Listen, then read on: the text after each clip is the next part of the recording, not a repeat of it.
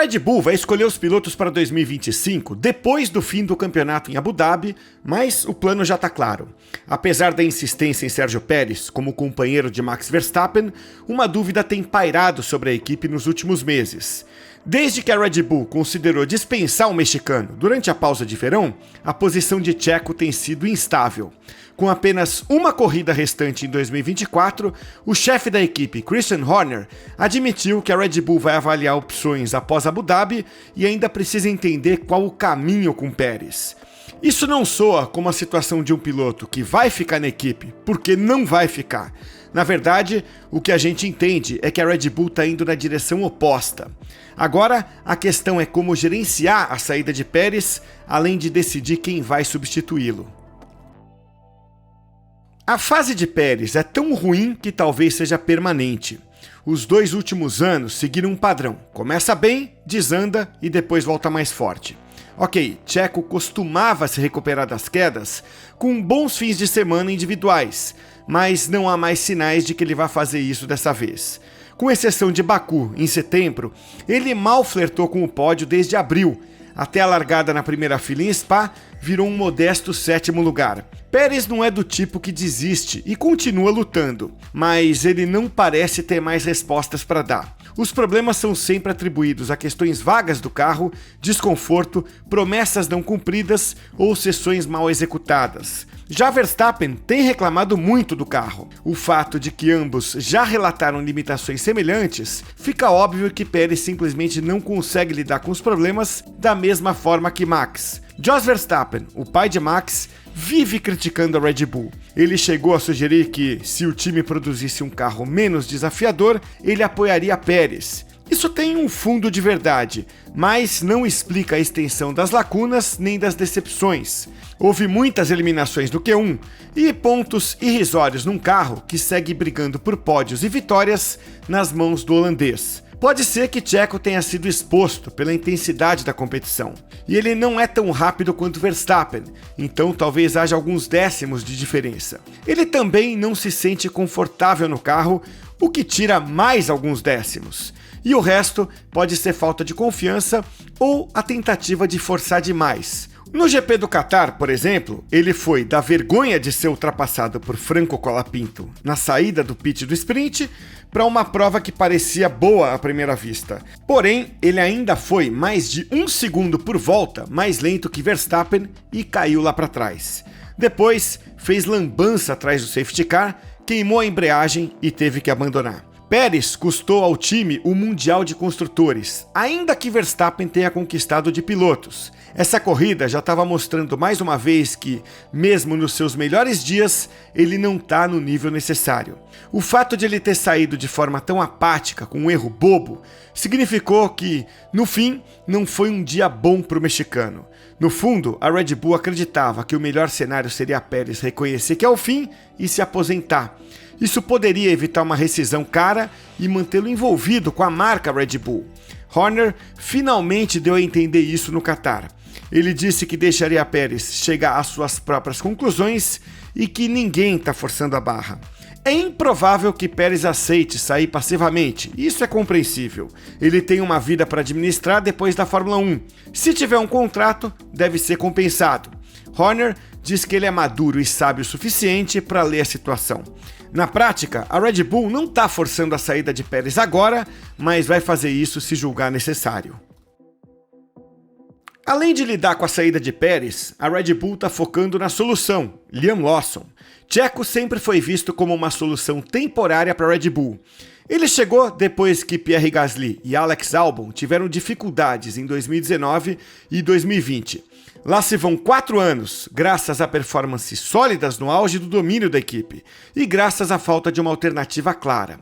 Agora, a chegada de Lawson à segunda equipe da Red Bull parece ter convencido a equipe de que ele pode correr ao lado de Verstappen. Foi uma longa jornada para Lawson. Ele entrou no ano passado no lugar de Daniel Ricciardo, que estava machucado e foi bem. Mas uma combinação do interesse persistente da Red Bull em Ricciardo, mais o apoio da Honda a Yuki Tsunoda, ocupou todas as vagas disponíveis. Ele teve então uma segunda chance no fim da temporada. Ricciardo acabou dispensado por falta de consistência. Então, o jovem neozelandês entrou e logo de cara alcançou mais ou menos o nível de Ricciardo na disputa com Tsunoda. Às vezes era um pouco mais rápido, às vezes um pouco mais lento. Ele correu bem, marcou pontos e foi combativo nas batalhas. Ainda falta experiência a ele, e fica uma pequena dúvida sobre sua velocidade final. No fundo, a Red Bull não está muito preocupada com o seu déficit na qualificação em relação a Tsunoda, nem com o fato de Lawson ter tido dificuldade para andar na frente do companheiro nas corridas.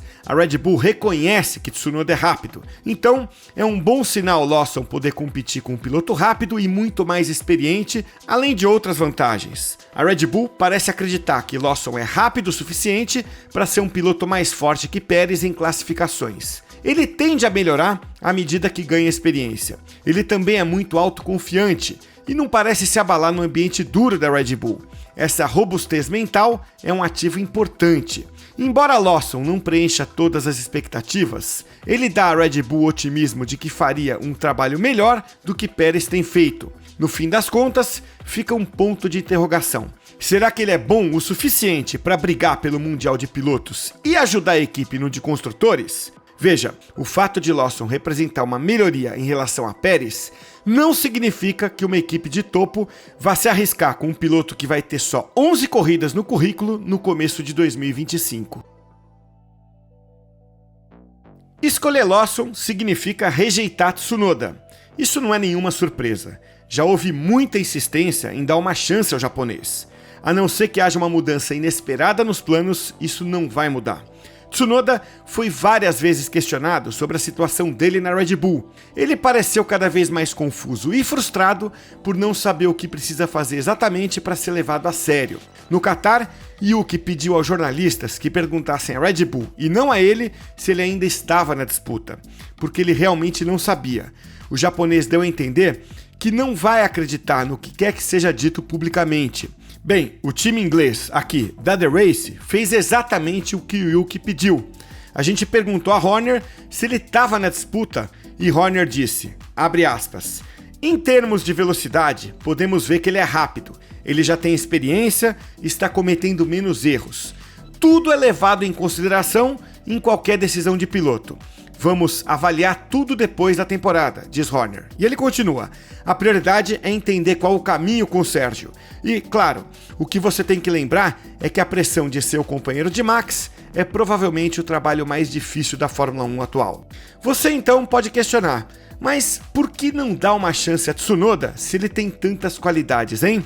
Bom, primeiro preste atenção ao que Horner não disse. Ele não mencionou os motivos contra a candidatura de Yuki. Isso tem a ver com a pressão de estar ao lado de Verstappen. É aí que a gente pode inferir a dúvida da Red Bull.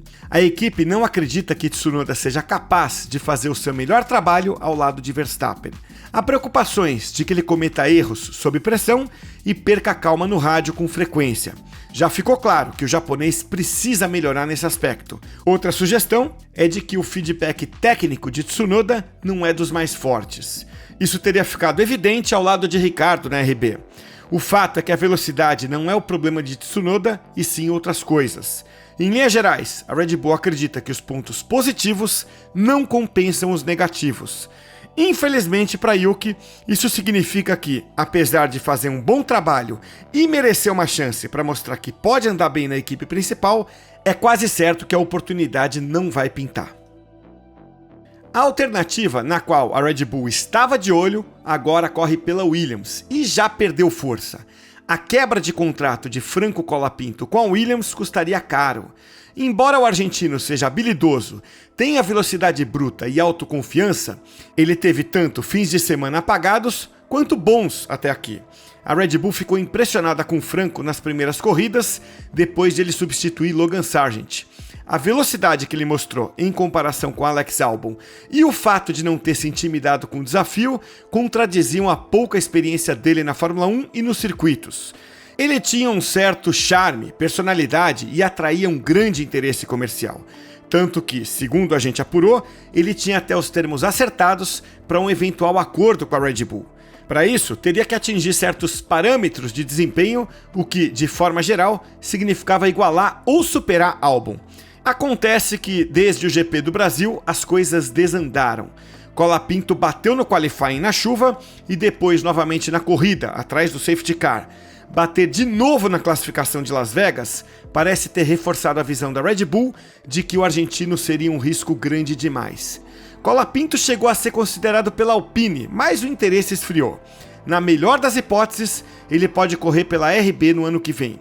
Isso se Lawson substituir Pérez e se a candidatura de Isack Hadjar, hoje na Fórmula 2, perder força. Mas ainda seria necessário um fim de semana excepcional do argentino em Abu Dhabi. Algo tipo vencer Albon com sobra e ainda Hadjar tem um mau desempenho na Red Bull de Verstappen no treino de sexta-feira a ponto de prejudicar a disputa pelo título da Fórmula 2. Se Hadjar vencer a Fórmula 2 ou for um segundo colocado forte, seria péssimo para a Red Bull ignorar isso e trazer um piloto júnior de fora. Essa não é uma decisão que a Red Bull estava disposta a tomar, mas é aquilo, se milhões de dólares surgirem da Argentina, talvez as coisas mudem. Então, a perspectiva para Colapinto é passar um ano fora das pistas como piloto reserva da Williams, tendo oportunidades de testes em carros antigos e talvez um programa de corrida fora da Fórmula 1. Essa é uma posição razoavelmente boa, mas, ainda assim, seria decepcionante para quem chegou tão perto de aproveitar a confusão da Red Bull para conseguir uma vaga fixa na Fórmula 1.